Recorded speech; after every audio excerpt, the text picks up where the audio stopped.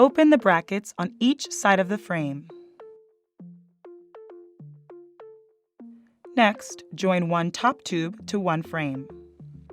Squeeze the buttons and click into place. Feed the whole cover onto the assembled end of the frame.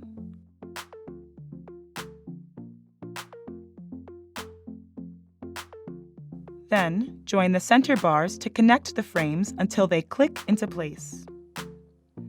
Next, join the two top tubes together and then connect to the other side of the frame. Feed the cover over the whole bed rail and zip close both sides.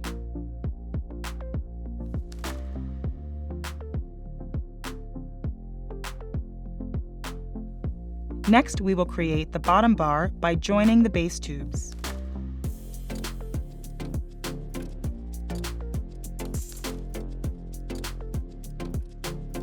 Feed through the bottom of the cover and attach one side first,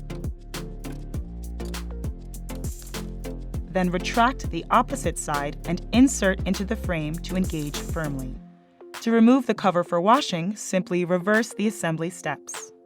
Slide the brackets under the mattress so there is a gap of at least 25 centimeters or 10 inches from both ends of the bed. Slide the straps under the mattress and out the other side.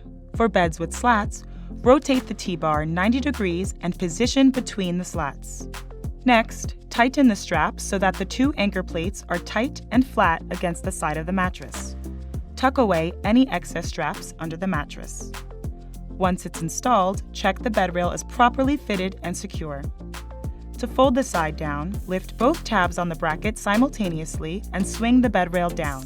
To lift it back up, release the lock and just swing the bed rail up against the mattress until it clicks into the locked position.